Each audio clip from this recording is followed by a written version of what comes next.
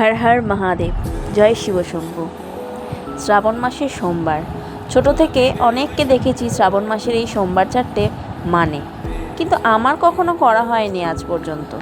কিন্তু এবছর হঠাৎই মনে হলো শ্রাবণ মাসের সোমবার যদি আমি মানি তাহলে কেমন হয়। যেমন মনে ভাবা তেমন কাজ। আমি সত্যি মন থেকে চেয়েছিলাম এবার যদি শ্রাবণ মাসের সোমবারটা মানতে পারি।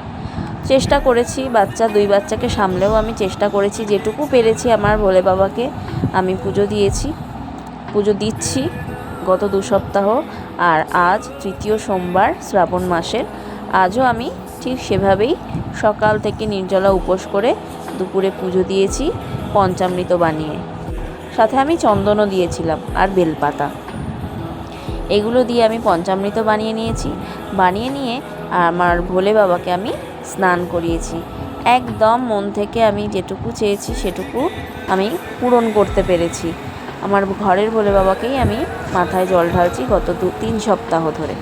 সাথে আমার গোপাল সোনাও আছে, কিন্তু ও কেন বাদ যাবে। যখন পঞ্চামৃত তৈরি করছি তখন গোপুর জন্য তৈরি করেছি, তাই গোপুও আজ কিন্তু সুন্দর পঞ্চামৃত দিয়ে স্নান করেছে। আমার আজকের মতো ভোলে বাবার মাথায় জল ঢালা হয়ে গেল।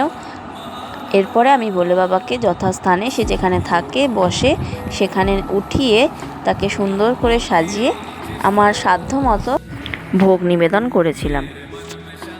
এরপর ফলার করে কাটাবো আমার শ্রাবণ মাসের তৃতীয় সোমবার। জয় শিবশম্ভু। নমস্কার। হর হর মহাদেব।